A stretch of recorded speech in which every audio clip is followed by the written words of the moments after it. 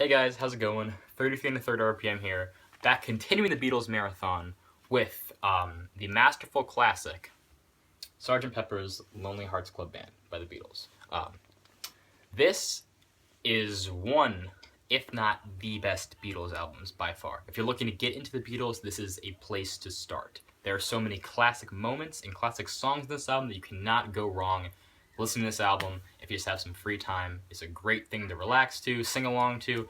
Perfect album, has songs for every occasion. I love this album. So, let's get into the songs on this album. It starts off with Sgt. Pepper's Lonely Hearts Club Band, which is the opener. This is actually a concept album. You can see on the front there that all the Beatles are dressed in these weird outfits, and they're on the back there too. And I believe the story was Paul and John wanted to get away from making a normal Beatles record, so they made this alter ego out of Sgt. Pepper's Lonely Hearts Club Band, and you can hear them reference various different names for the Beatles in this album. They call each other different things. It's a concept album. It's the first concept album that they made. And it's supposed to play out like a TV show or a television broadcast. So Sgt. Pepper's Lonely Hearts Club Band is the first song, and it's welcoming you to the show. It's the intro it's the theme song to the show, and it's awesome. It's a great song. The guitar riff on this and on the closer. Well, I'll get to that. The guitar riff on this song is awesome. That's a great song. That flows seamlessly into With a Little Help from My Friends, which is one of the only songs that Ringo Starr sings in the entire Beatles discography. Love this song. I love the George, Paul, and John backing vocals when he sings that kind of echo him halfway through the song. I know it was controversial, this and the next song, Lucy in the Sky with Diamonds, because it's supposed to be about LSD and doing drugs. I get high with a little help from my friends. But you can take it like that, or you can just take it like the lyrics say, and it's just, your friends help you through the day. Great song, really uplifting song. Solid, awesome track. Classic Beatles song. Next is Lucy in the Sky with Diamonds, and that is also one of the most iconic Beatles songs ever. It's got this really, really great borderline of rock and psychedelic, which it flirts between, and the way John does the verses and then it goes straight into the thumping chorus is awesome. And it was actually based off, the inspiration for the song was off of John Lennon's son Julian drew a drawing of his classmate Lucy, and he drew it, and the drawing was titled Lucy in the Sky with Diamonds. So that's the real story for how John made the song. But obviously, LSD, Lucy in the Sky with Diamonds. The Beatles were very, very trippy back then. So, once again, take the song as you will. The next song is Getting Better. Getting Better.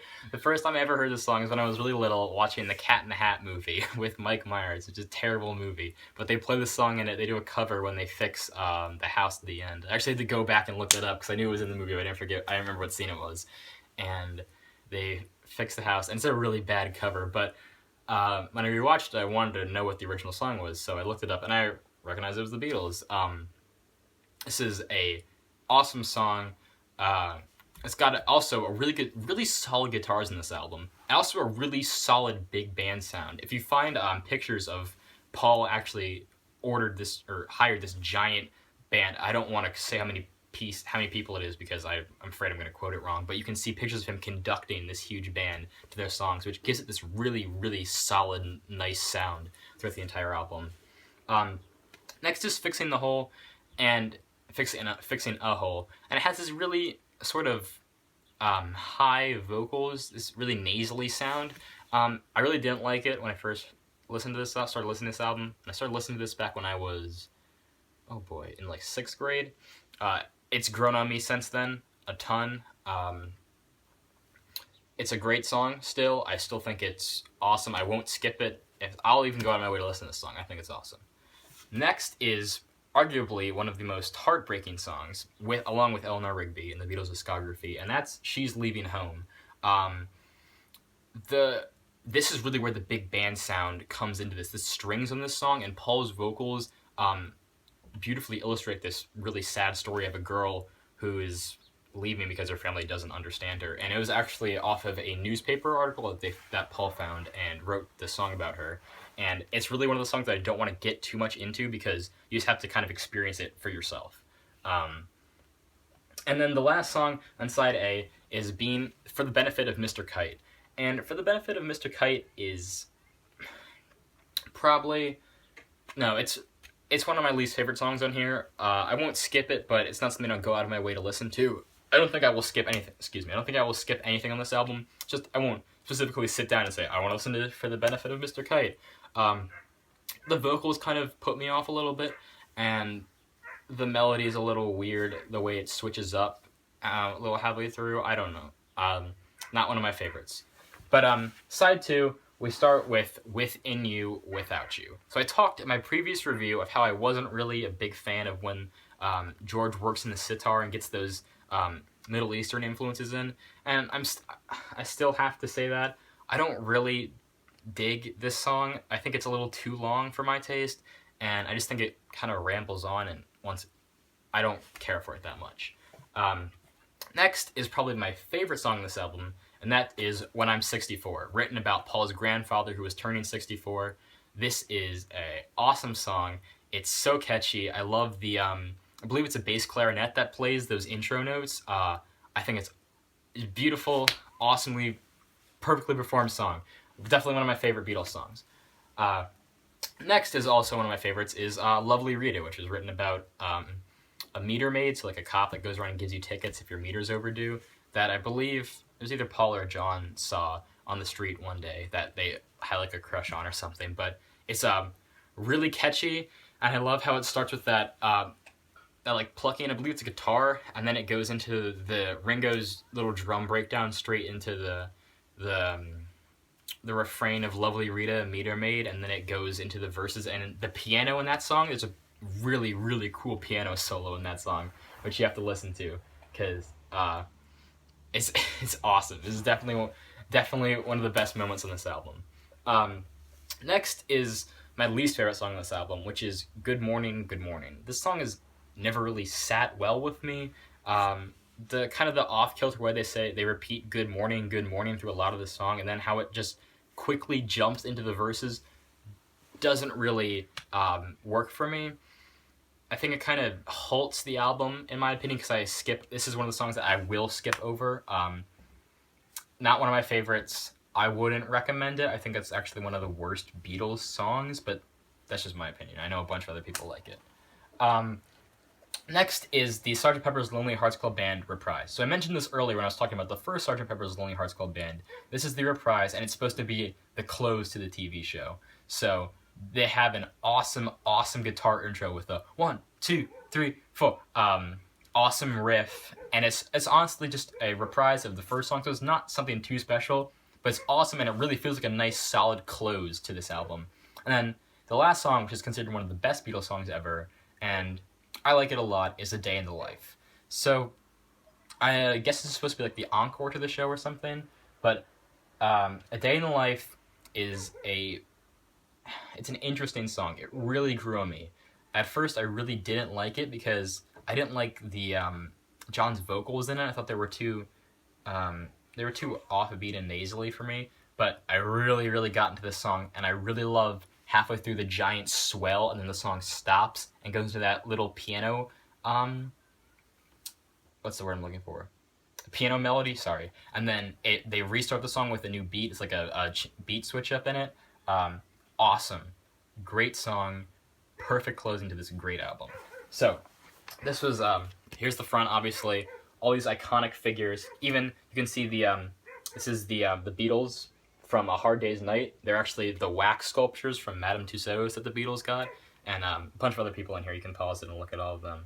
I know that's Edgar Allan Poe up there and a bunch of others, but it'd take too long to point them all out. Then in the back here, we have all the lyrics and all the songs, and there's the Beatles again, and this is pressed by Parlophone. Parlophone, not Capital. This is actually a gatefold.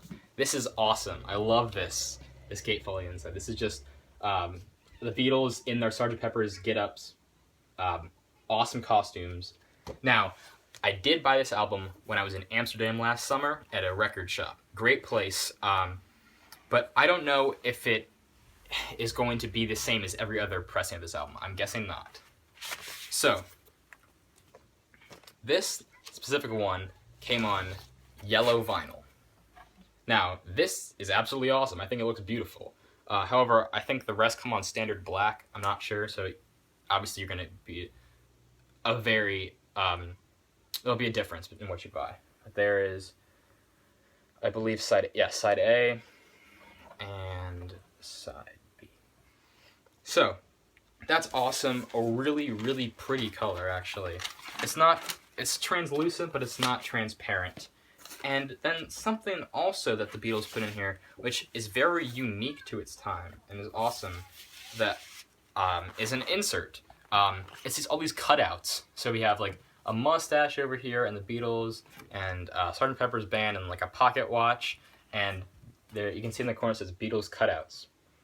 You got all some what are they called, lapels for your shoulders in a uniform, and then Sgt. Pepper himself in the front there. I would never cut these out because I think this is too awesome to ever ruin.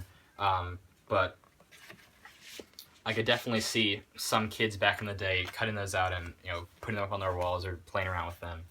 So that is sorry, and there's the spine, really tinily. You can see Sgt. Pepper's Lonely Hearts Club Band. This has been Sgt. Pepper's and Lonely Hearts Club Band by the Beatles. This is a fantastic album. Definitely one of the ones, if you want to get into the Beatles, if you aren't already, that you should jump into and listen to.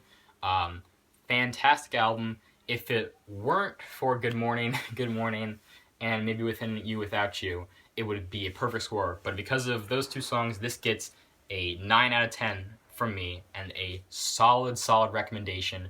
Go listen to this album. This is a masterpiece. So that was it for part 2 of the Beatles Marathon. Next video, we'll still be continuing that. Drop a like if you like Sgt. Pepper's and dislike if you don't.